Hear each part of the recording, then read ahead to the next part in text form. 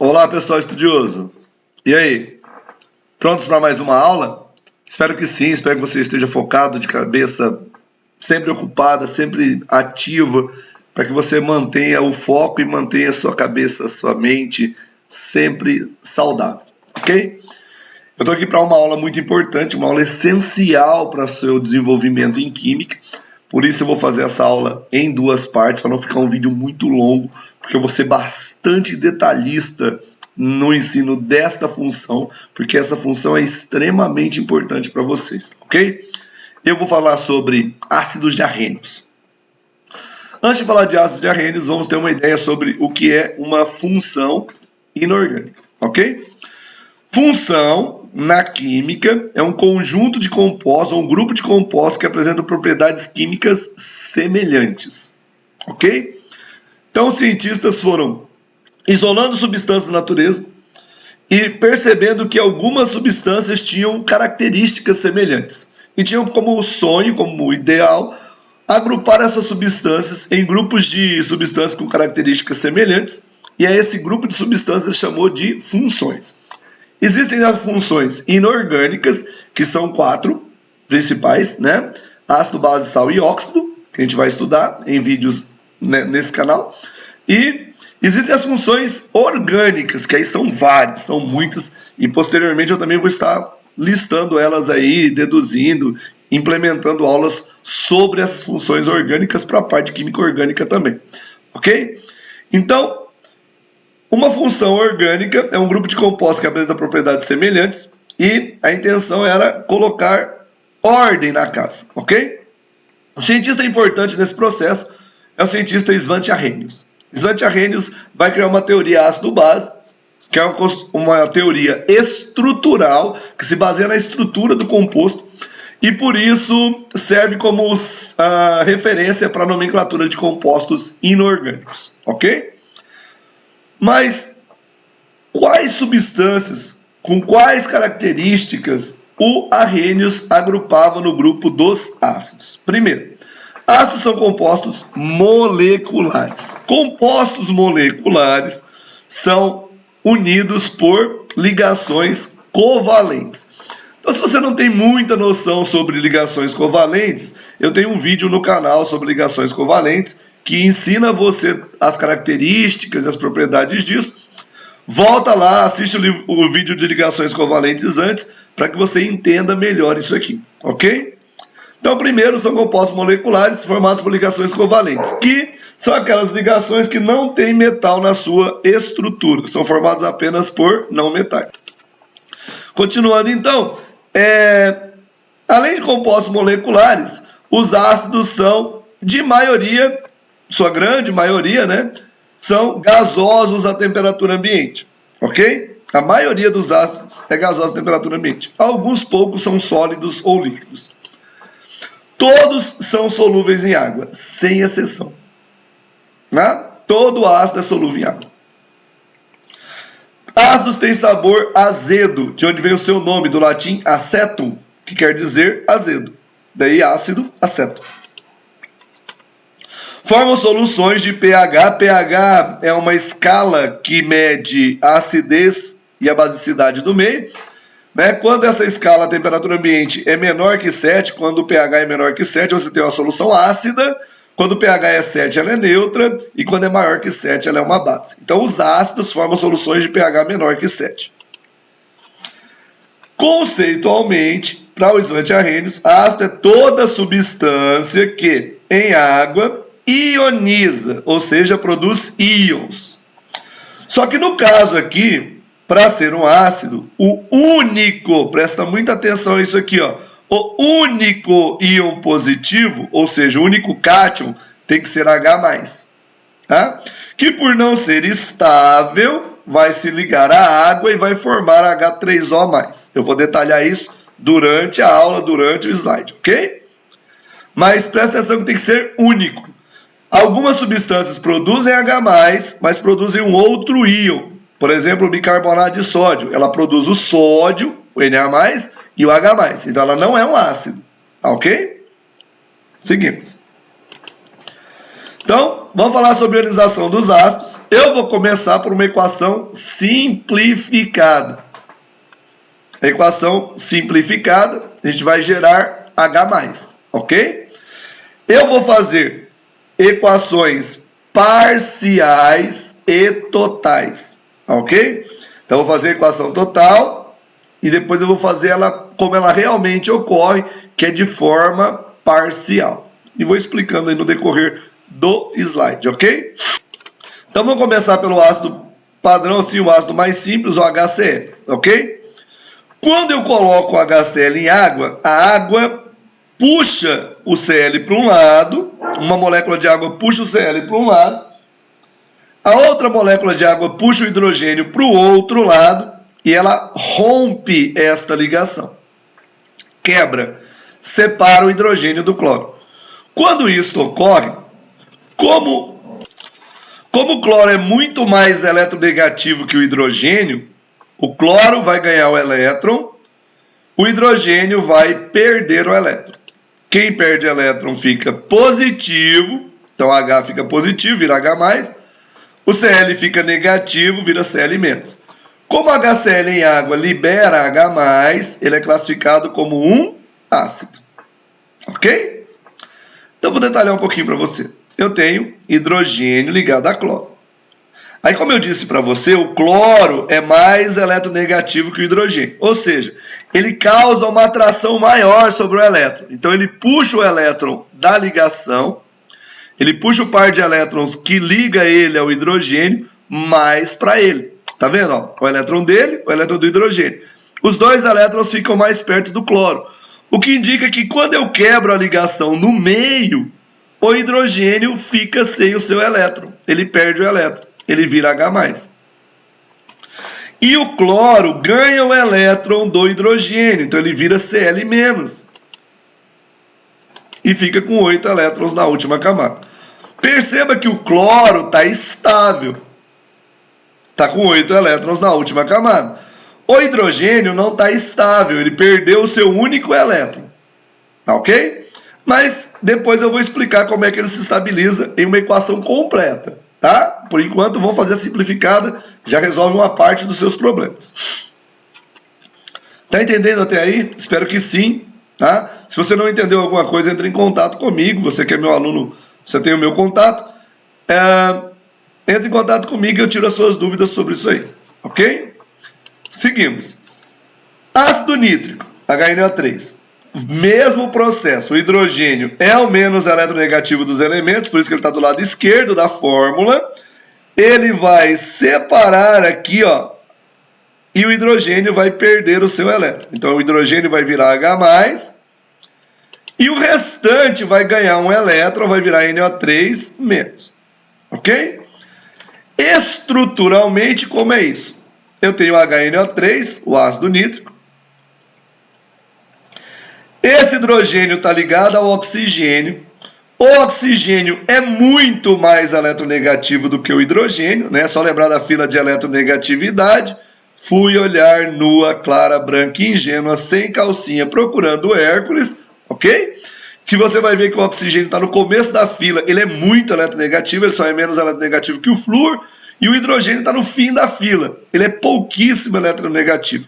Então o hidrogênio vai perder o elétron para o oxigênio, vai virar H+. O oxigênio vai ganhar o elétron, vai formar o NO3 e uma carga negativa, que é o elétron que ele ganhou do hidrogênio, NO3-. Ok?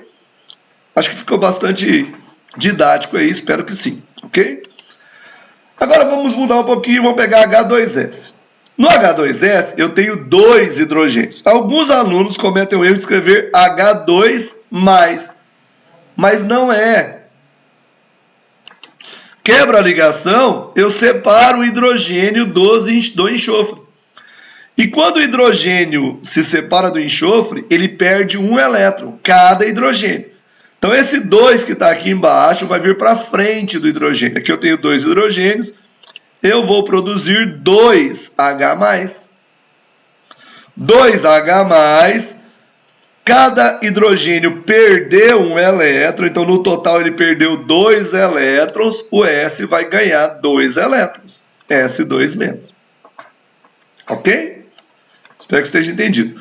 Agora eu vou fazer a parte estrutural, mas eu vou fazê-la de forma parcial, que é a forma como ela realmente ocorre.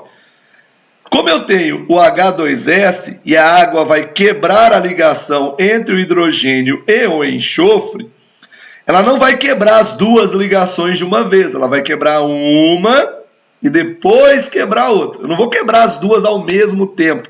A probabilidade disso ocorrer é muito pequena, ok? A probabilidade maior é que eu quebre uma primeiro e a outra depois. Sendo assim, quando eu quebrar a primeira ligação e o enxofre é mais eletronegativo do que o hidrogênio, ok? Como o enxofre é mais eletronegativo que o hidrogênio, ele vai ganhar o elétron e o hidrogênio vai perder o elétron. Então o hidrogênio vai virar H+, um deles. Qual deles? Qualquer um, tanto faz, dá na mesma. E o enxofre vai permanecer ligado a um hidrogênio e vai adquirir uma carga negativa, que é o elétron que ele ganhou desta ligação aqui, ok? Ficou HS-. O HS- ainda tem o hidrogênio ligado ao enxofre. Sendo assim, eu tenho que quebrar essa ligação também. Eu vou trazê-la para cá, vou pegar isso aqui, vou trazer para cá, HS-. Vou quebrar essa ligação, o hidrogênio vai perder o elétron, vai virar H+, ok? E o S vai ganhar mais um elétron, vai virar S2-. Perceba que se eu somar essa etapa com essa etapa, esse HS que foi produzido e foi consumido, ele desaparecerá. Eu vou cortar o que tem de um lado da equação com o que tem do outro lado da equação. Igual na matemática. Desse lado da equação o HS não aparece, então vai aparecer apenas o H2S, que está aqui. Desse lado da equação vão aparecer 2H+, olha lá, 2H+, e S2-, ok? A primeira etapa de ionização, ela ocorre mais intensamente do que a segunda etapa. Por quê? Porque aqui eu tenho duas ligações a serem quebradas. Qualquer uma das duas que eu quebre vai gerar esse íon aqui. Então eu tenho duas chances para gerar esse íon. Aqui eu só tenho uma chance para gerar isso. Então a probabilidade desta reação ocorrer é menor do que a probabilidade desta ocorrer. Por isso que a primeira ionização é mais intensa do que a segunda. Não é porque a segunda é mais difícil, é menos provável, é uma questão de probabilidade. Ok? Espero que você esteja entendendo até aí, tá? Estou me esforçando aqui por você. Seguimos. Vamos pegar um bem grande agora para a gente fazer o processo parcial. H4P2O7, ácido pirofosfórico, tem 4 hidrogênios ácidos. Como ele tem 4 hidrogênios ácidos, eu vou liberar 4H+, e P2O7 4- aquoso. Tá? Então eu fiz de novo, ó, montei a fórmula estrutural do H4P2O7, vou quebrar a ligação que existe entre o hidrogênio e o oxigênio. O oxigênio é muito mais eletronegativo do que o hidrogênio, ele vai roubar o elétron do hidrogênio. Então eu vou formar um H+. Como eu vou tirar um hidrogênio, o oxigênio vai ganhar um elétron. Vai ficar H3, ó, H3, P2, O7 menos aquoso. Como aqui eu ainda tenho hidrogênios para ionizar, eu vou trazer isso para cá. E vou separar mais o hidrogênio. Trazendo o H3P2O7 1 menos para cá, eu vou repetir o processo. Vou tirar mais um hidrogênio, vou gerar mais um H+, tirei o hidrogênio, ele perdeu o elétron, aqui vai aparecer uma outra carga negativa, tá vendo? Aí eu tenho H2, P2, O7, 2 menos. Eu posso escrever assim, ok? Na fórmula molecular com as cargas. Estou fazendo estrutural para você ter uma visualização melhor do processo, apenas isso, ok? Como eu ainda tenho hidrogênio ionizável, eu vou trazer ela para cá, ó, e vou tirar mais um hidrogênio. Tirei mais um hidrogênio, vai aparecer mais uma carga negativa. Aí eu vou ter H, P2O7 3 menos aquoso. Só me resta um hidrogênio para eu tirar. Vou tirar esse hidrogênio na forma de H+, vai sobrar P2O7, 4 cargas negativas, 4 menos. Ok? Lembre-se que se você somar as equações, o que aparece de produto de uma e reagente da outra, aqui, ó, você corta, corta, corta, aqui, vai sobrar este, o H4P2O7, vai sobrar 4H+, que é isso aqui, e vai sobrar o P2O7 4 menos, que é isso aqui, ok? E aí você tem a equação geral, equação global, que é esta aqui, ok? Espero que você esteja entendendo bem, essa aula é muito importante, ok? Por produzir íons na solução aquosa, todo ácido é condutor de corrente elétrica. Toda solução ácida é condutor de corrente elétrica. Agora vamos pensar na equação completa, que eu falei que a gente ia fazer, beleza? Primeira diferença, na equação completa, ao invés de eu colocar a água sobre a seta, eu coloco a água no reagente. Ok? Primeira diferença aí. Quando eu coloco a água no reagente, indica que ela vai participar da reação. Ou seja, a hora que eu quebrar a ligação aqui e produzir o H+, esse H+, vai se ligar na água, vai se ligar ao oxigênio da água, formando o íon hidrônio, o íon H3O+, aquoso. Então, ao invés de eu produzir H+, como quando a água estava sobre a seta, eu vou ligar o H+ na água e vou produzir o H3O+. Além do H+, eu vou produzir Cl-. Então, eu vou produzir aqui Cl-. E essa seria a equação completa, real do meu processo. Detalhando ela para você, eu vou ter o HCl, tá vendo? Da mesma forma que eu tinha antes, da mesma forma como eu tinha na equação anterior. Eu vou ter a água. Tá vendo que o elétron está mais próximo do cloreto? A hora que eu quebrar a ligação, o hidrogênio fica positivo, o cloro fica negativo. Como Como o hidrogênio vai perder o elétron para o cloro, ele vai ficar carente de elétrons, ele vai vir se ligar nesse par de elétrons do oxigênio. Ele vai ser atraído por esse par de elétrons do oxigênio. Quando isto ocorrer, eu vou gerar o íon hidrônio, H3O+. E o íon cloreto, Cl-. Beleza?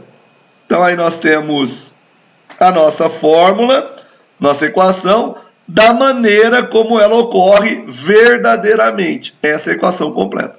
Então, eu não vou produzir H+, o H+ vai se ligar na água, o que eu vou produzir é H3O+. É esta a diferença.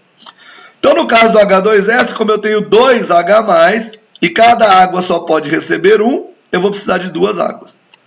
Vou produzir 2 H3O+, e S2-. No caso do H3PO4, como ele tem 3 hidrogênios ionizáveis, eu vou precisar de 3 águas. Aí eu vou formar 3 H3O+, e PO4 3-. Ok? Espero que você tenha entendido o processo de ionização.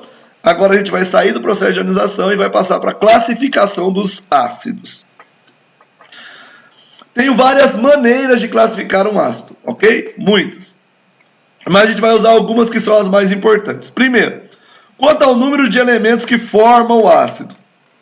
Um ácido ou um composto químico, vale para compostos químicos também quaisquer, tá?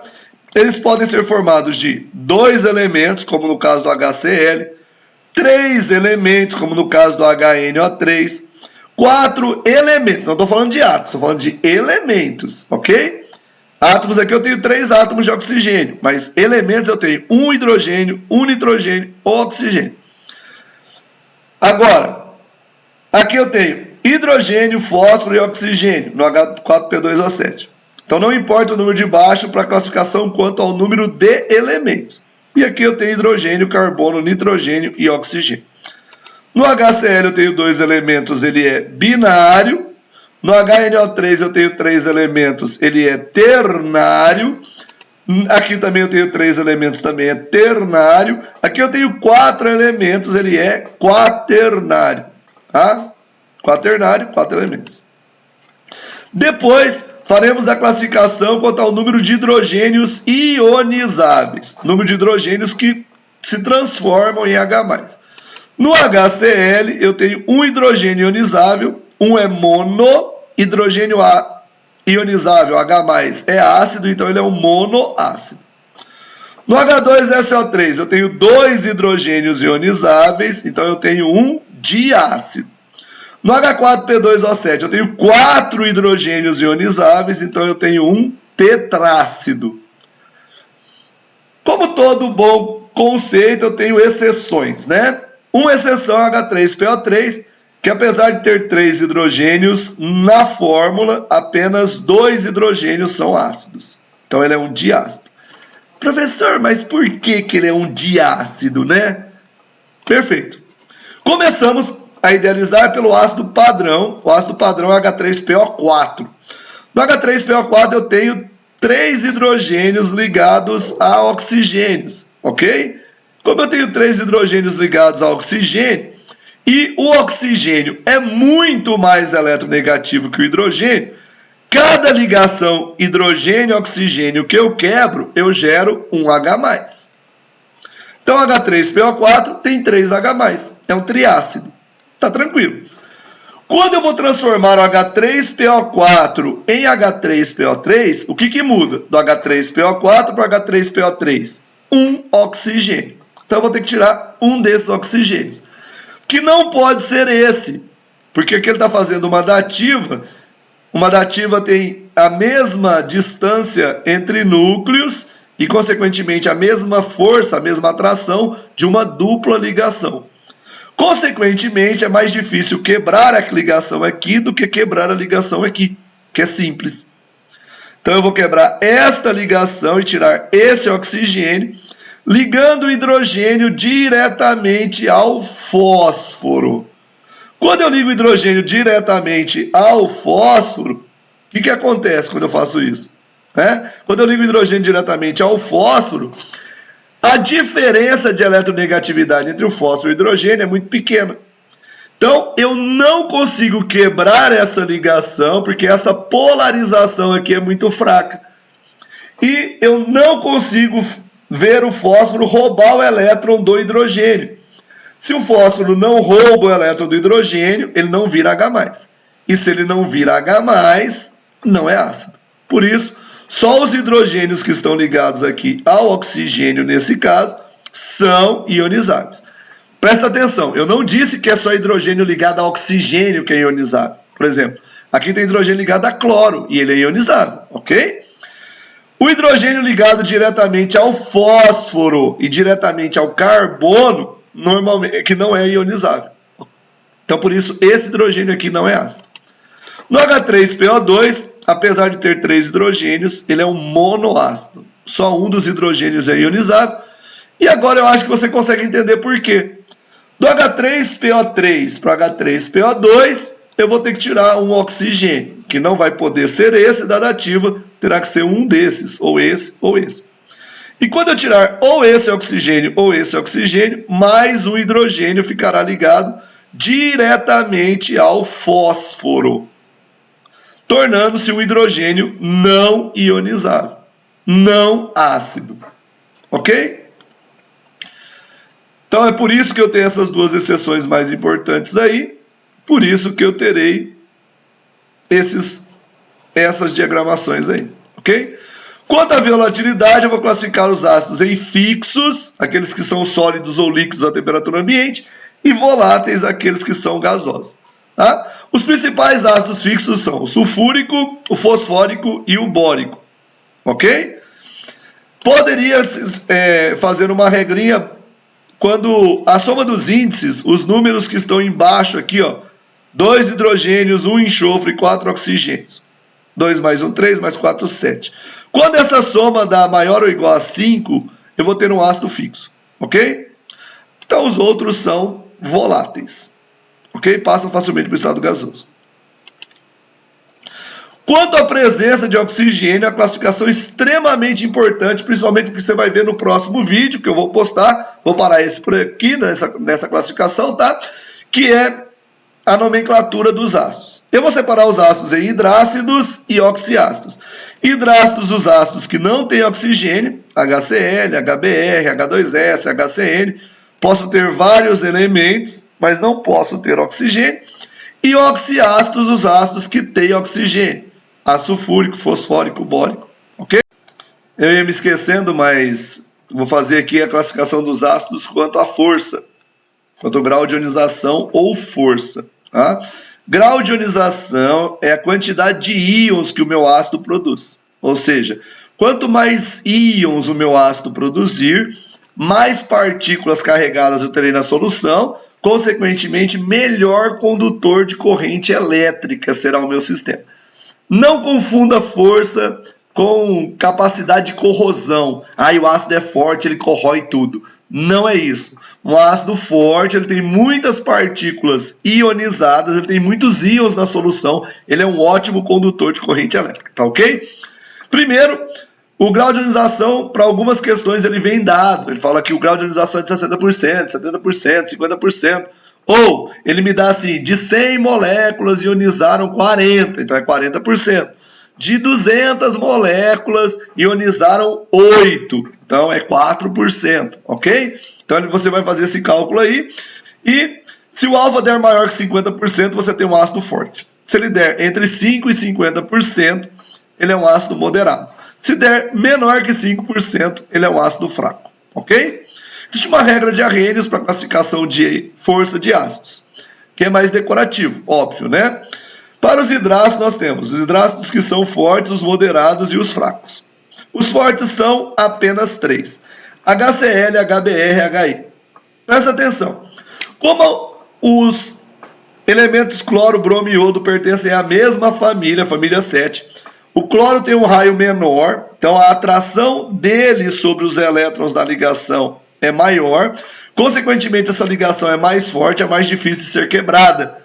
Por isso o HCl é mais fraco do que o HBr. E o HBr também tem um raio menor do que o HI, do que o iodo. Então, a ordem de força é essa aqui, ó. O HCl é mais fraco que o HBr é mais fraco do que o HI. O único moderado é o HF. E qualquer outro hidrácido é fraco, ok?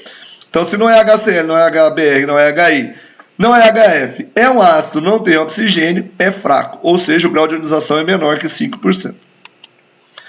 Para os oxiácidos, nós iremos fazer número de oxigênios menos o número de H+, ok? Quando você fizer a conta do número de oxigênios menos o número de hidrogênios ionizáveis, cuidado com as duas exceções, o H3PO3 e o H3PO2, não vai me usar 3 hidrogênios, tá? O H3PO3 são 2 hidrogênios ionizáveis, o H3PO2 é apenas 1. Se você fizer essa conta, 3 menos o número de hidrogênios ionizáveis e der o número de oxigênios menos o número de hidrogênios ionizáveis e der 3, ele é muito forte, ou seja, o grau de ionização é bem maior que 50%. Se der 2, ele é forte, está próximo de 50%. Se der 1, ele é moderado e se der 0, é fraco. Exemplificando, eu tenho 3 oxigênios menos 1 hidrogênio, 3 oxigênios menos 1 hidrogênio dá 2. 2 classifica o ácido nítrico como ácido forte, ok? Espero que você tenha gostado do vídeo. Se gostou, clique no sininho das notificações para ser avisado quando eu postar novos vídeos. Divulgue o canal para os seus amigos, tá? E um bom estudo e um bom trabalho para vocês.